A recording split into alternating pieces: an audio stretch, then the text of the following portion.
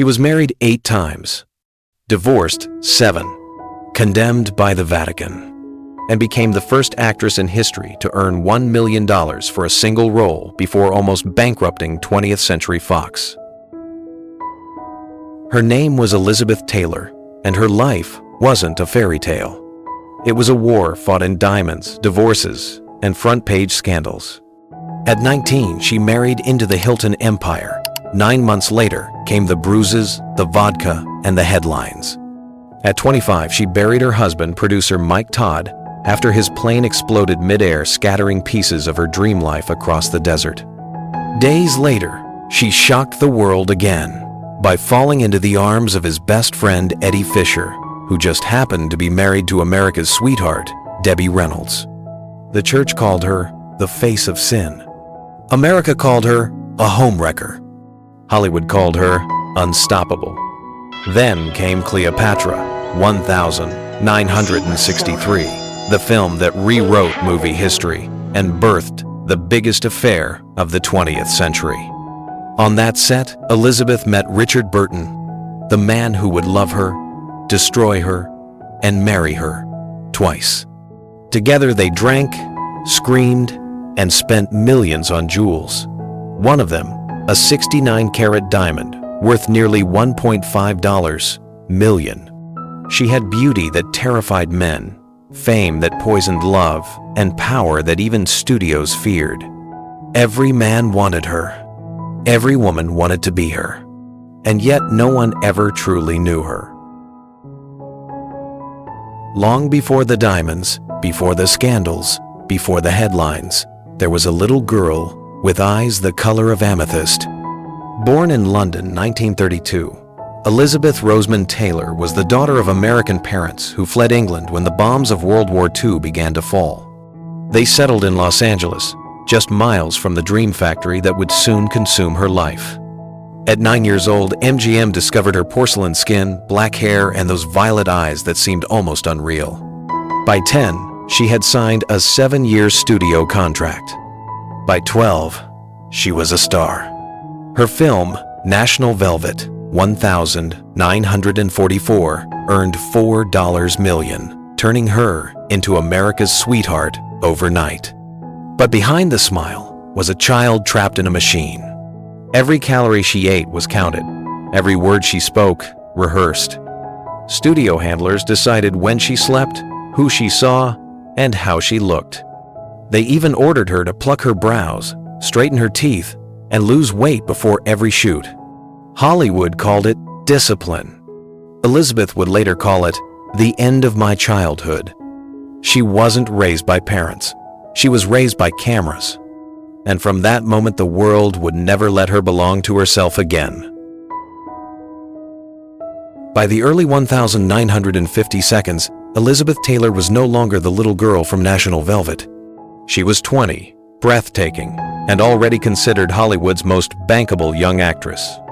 Between 1949 and 1959, her films grossed over $100 million worldwide, a staggering figure for the era. She worked non-stop. Father of the Bride, 1950. A Place in the Sun, 1951. Giant, 1956. Cat on a Hot Tin Roof, 1958. Suddenly, last summer, 1959. Each film pushed her closer to immortality. By age 27, she had earned her first Academy Award nomination, and her screen presence, sultry yet fragile, redefined what it meant to be a Hollywood goddess. But behind the perfection, chaos was already stirring. At 18, she became Mrs. Conrad Hilton Jr., heir to the Hilton Hotel empire. The wedding cost $40,000, broadcast nationwide as America's royal event. 9 months later, bruises, vodka, and divorce. Then came Michael Wilding, an English actor 20 years her senior. 2 sons, 5 quiet years but no fire. She left him for Mike Todd, a charismatic producer who had just won an Oscar for Around the World in 80 Days 1956. He showered her with jewels, limousines, and obsession. Their marriage lasted only 13 months. Todd's private jet, the Liz, exploded mid-air in March 1958, killing everyone aboard. Elizabeth, 26, became a widow. The cameras captured her crying in black lace, holding their baby daughter, Liza. The world pitied her until the next headline. Within weeks, she found solace in the arms of Todd's best friend, Eddie Fisher, who was, inconveniently, married to America's sweetheart, Debbie Reynolds. The betrayal became a national scandal. Newspapers called her the homewrecker of Hollywood. The Vatican condemned her by name, writing, "Elizabeth Taylor's behavior is a sin against the sanctity of marriage." The backlash was brutal, but it made her unstoppable. By 1960, Elizabeth was the highest-paid actress alive, earning $125,000 per film. But nothing would compare to what came next. When 20th Century Fox cast her as Cleopatra, she demanded an unprecedented $1 million salary plus 10% of the film's profits. Fox agreed. Production began in 1961 with a $2 million budget. By the time the cameras stopped rolling, costs had ballooned to $44 million, roughly $450 million today, making it the most expensive movie ever made. The chaos on set was biblical: fires, delays, recasts, and one love affair that consumed the world. Elizabeth met Richard Burton, a Welsh actor with thunder in his voice and whiskey in his veins. Their chemistry was nuclear, and both were married to other people. When the press caught them kissing on a yacht in the Mediterranean, the photo exploded across every front page on Earth. Pope John XXIII called it erotic vagrancy. Senators denounced it in Congress. Fox executives panicked, but the scandal sold tickets. When Cleopatra premiered in 1963, it earned $57 million worldwide, saving the studio from bankruptcy and cementing Elizabeth Taylor as the most powerful woman in Hollywood. She was only 31 years old. Taylor and Burton married in March 1964, beginning one of the most famous and destructive love stories in history. They starred together in 11 films, including The V.I.P.S. 1963, The Sandpiper 1965, and Who's Afraid of Virginia Woolf 1966, the role that won her a second Oscar. Their life was a carnival of excess.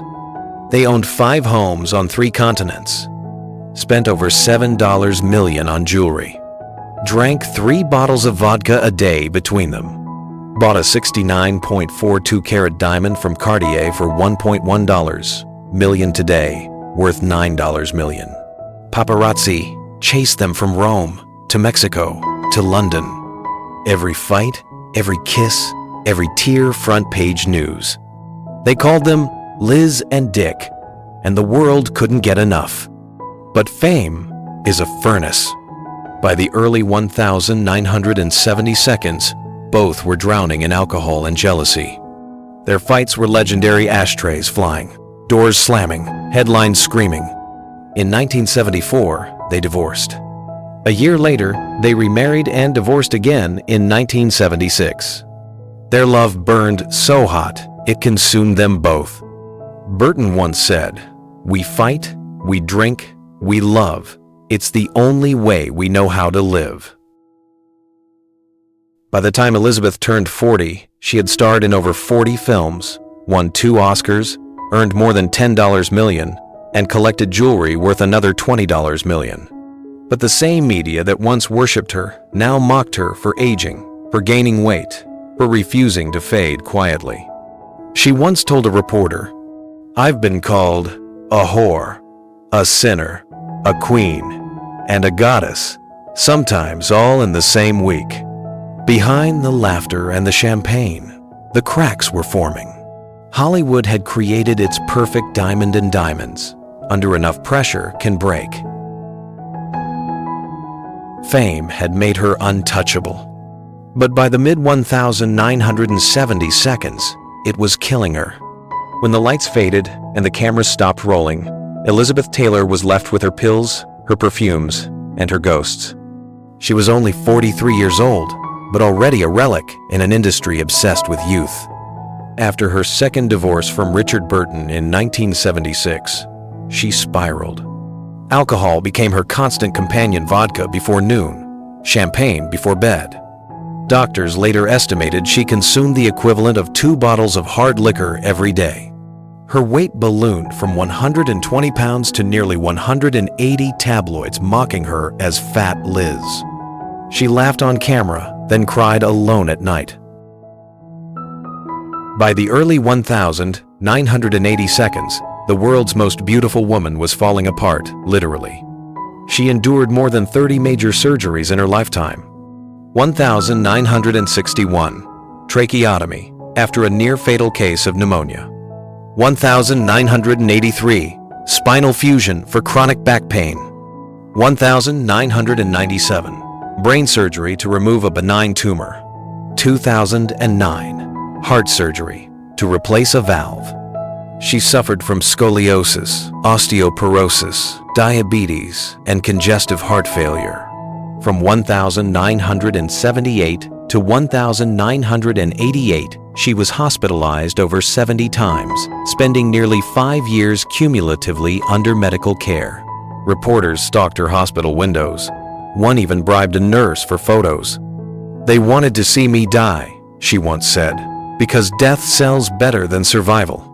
Still, she refused to surrender her vanity. She arrived at clinics in diamonds, perfume, and lipstick, as if defying mortality itself. In 1983, Elizabeth checked herself into the Betty Ford Center, the first major celebrity ever to publicly enter rehab. The news exploded. Taylor addicted to pills and vodka. She later revealed she'd been taking more than 50 pills a day, painkillers, sleeping tablets, tranquilizers. At the time, no A-list actor had ever admitted addiction. Her confession broke the stigma, but nearly broke her career. Studios pulled contracts. Sponsors withdrew. When she emerged 100 days later, sober and heavier, she said, "They called me brave. I called it survival." But her private hell wasn't over. In 1984, Richard Burton, the man she never stopped loving, died of a cerebral hemorrhage in Switzerland. He was 58. Elizabeth was filming in Los Angeles when she received the call. She locked herself in a hotel room for 2 days, refusing to eat or speak. Burton's widow barred her from the funeral. So Taylor flew to Geneva anyway, visiting his grave under a fake name. She laid a single red rose and whispered, "I'll love you forever." She later revealed she still kept his letters and the 33.19-carat Krupp diamond he had given her beside her bed until the day she died. By the late 1980s, Elizabeth had become the favorite target of the tabloid industry, an empire worth $1.2 billion a year in the U.S. alone. Photographers camped outside her home 24/7. In 1988, one paparazzo earned $30,000 for a single photo of her leaving a hospital in a wheelchair. Every headline screamed, "Liz near death," or "Liz marries again." She joked, "If I ever stop being news, I'll finally be dead." But inside, it was no joke. She longed for love, but trusted no one. She dated politicians, millionaires, even a construction worker she met at rehab. Her 8th husband, Larry Fortensky, 20 years her junior. They married in 1991 at Michael Jackson's Neverland Ranch. Cost of the wedding, $1.5 million. By 1996, it was over. She told Vanity Fair, "I've been loved by the best and the worst. Maybe that's my curse. I never learned how to be alone." By her late 60s, Taylor was addicted again, not to drugs, but to survival itself. She built walls of luxury around her pain. A collection of 269 pieces of jewelry, insured for over $150 million. A wardrobe of 3,000 designer gowns. A home in Bel Air worth $25 million. She surrounded herself with beauty because the world had once worshipped her for it and now mocked her for losing it. In one of her last interviews, she said quietly, "They don't want to see me old. They only want the girl with the violet eyes. The girl who never existed anymore."